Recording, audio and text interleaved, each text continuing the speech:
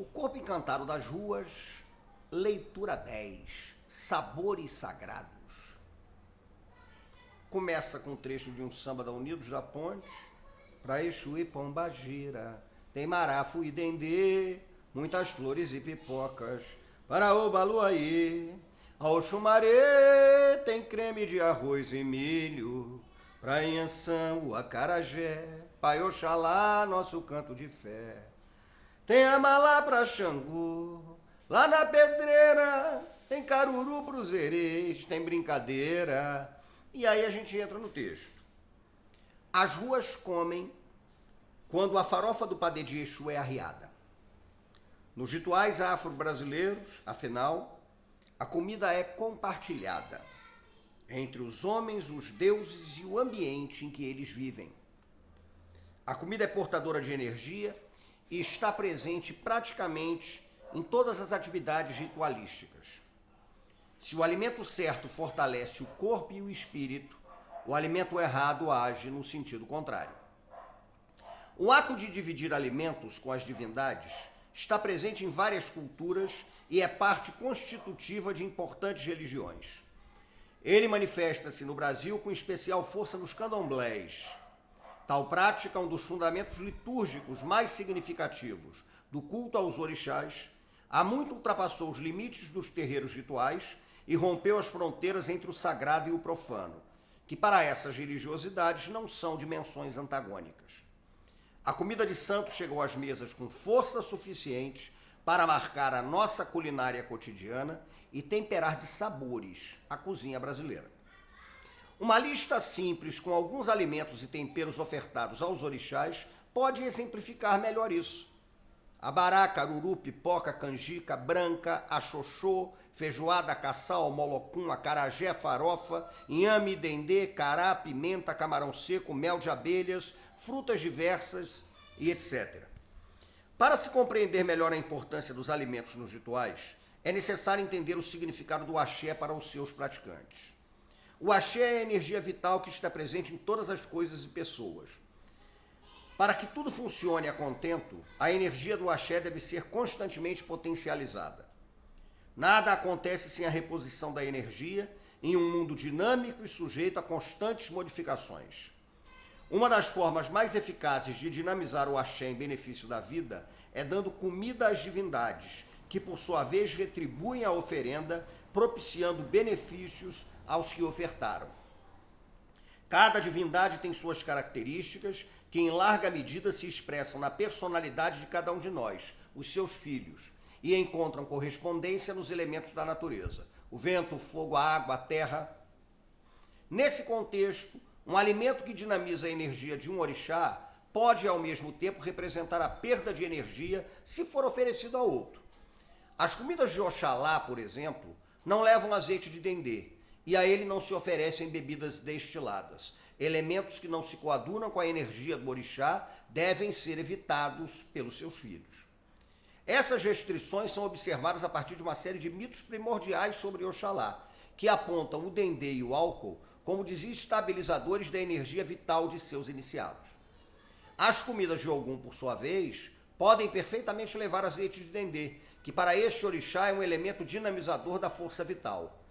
Conhecer e saber fazer a comida certa para determinada divindade é, portanto, fundamental.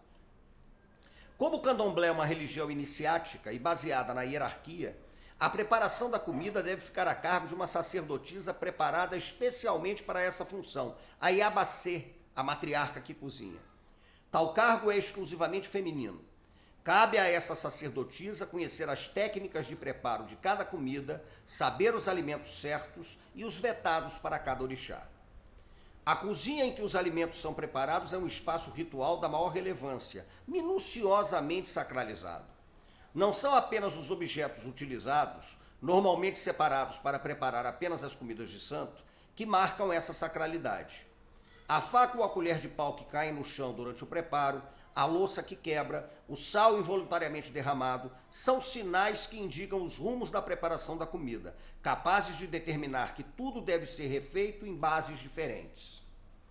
Em uma religião em que o saber é transmitido oralmente, a cozinha também é um espaço para a contação de histórias, a lembrança dos mitos e a transmissão das lições de ancestralidade.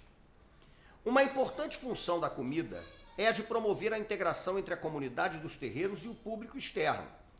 Numa religião marcada fortemente pelo segredo e pelos ritos fechados, apenas aos iniciados o xirê, a festa pública, é o momento em que os orixás baixam no corpo das iaôs para representar, através de danças, dos trajes e emblemas, passagens de sua trajetória mística. Através da representação dramática, as histórias dos orixás são contadas, a comunidade se recorda do mito e dele tira um determinado modelo de conduta. Todas as festas públicas, geralmente, se encerram com farta distribuição de comidas sagradas, em ampla comunhão que busca fortalecer o axé da coletividade e de todos os que se dispuseram, adeptos ou não da religião, a comparecer ao festejo. Uma das questões mais interessantes nos estudos sobre as religiões afro-brasileiras e as comidas de santo é investigar as maneiras como, no Brasil, a culinária religiosa de base africana se adaptou, se transformou e se apropriou dos sabores locais, adequando-os aos fundamentos da cozinha sagrada. O jogo é de mão dupla. Receitas de comidas sagradas saíram das mesas rituais para as mesas de casas e restaurantes. Receitas saídas do nosso cotidiano, por sua vez, chegaram, dotadas de novos sentidos, às cozinhas dos terreiros. A feijoada é exemplar nesse caso. Historiadores especializados na história da culinária indicam que a tradição de pratos que misturam tipos diferentes de carnes, legumes e verduras é milenar. O cozido português e o cassoulet francês partem desse fundamento de preparo. O feijão preto, por sua vez, é originário da América do Sul. De uso bastante conhecido, por exemplo, pelos guaranis, seu cultivo disseminou-se pela África e Ásia, a partir dos navegadores europeus que chegaram ao Novo Mundo. A farinha de mandioca também é de origem americana e fez percurso similar. Controvérsias à parte, o fato é que a feijoada se desenvolveu no Brasil como um prato cotidiano, que chegou aos terreiros e passou a ser ofertada a Ogum, divindade do ferro, da guerra e das tecnologias. A feijoada de Ogum é normalmente acompanhada de cerveja, bebida vinculada ao orixá. O mesmo pode ser dito sobre o milho, um cereal hoje cultivado em boa parte do mundo, que, segundo especialistas, tem origem americana. Inúmeros povos nativos da América, como os astecas, toltecas, maias, atribuíam ao milho origem divina. Os mitos envolvendo o milho o vinculam diretamente à própria criação dos homens.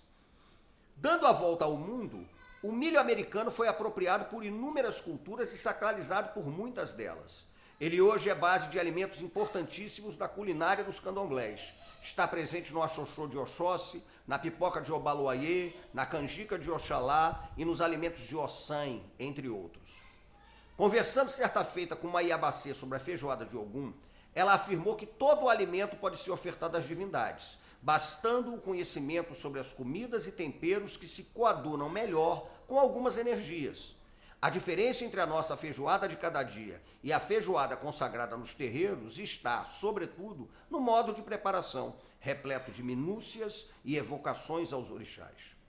Não há, portanto, como se tentar estabelecer uma fronteira rígida entre o sagrado e o profano, que não seja constantemente reelaborada e readequada pelos contatos entre os povos e as circunstâncias de suas histórias. Os adeptos do candomblé, afinal, costumam dizer que Exu, o orixá do movimento, é o senhor da boca, que tudo come. Qualquer alimento humano, mediante evocação por gestos e palavras, pode ser consagrado e ofertado a ele. Este texto deveria ter começado com Exu, o princípio de tudo. Termina reparando o vacilo e rendendo-lhe reconhecimento para dizer que na mesa de santo o profano pode ser sacralizado, como dinâmica que potencializa e redefine a tradição sem negá-la e permite que os cultos afro-brasileiros continuem profundamente vivos entre nós. Qualquer alimento pode ser portador do axé. Basta que seja preparado por mãos sábias, oferecido às bocas certas e, primeiramente, ao dono da rua. Esse é um texto do Corpo Encantado das Ruas que fala sobre culinária de santo, a comida do axé, a comida do orixá. Não há festa de santo que não tenha comida. E o texto evoca isso, né? E por isso ele está aqui. Amanhã, mais uma leitura. É isso aí.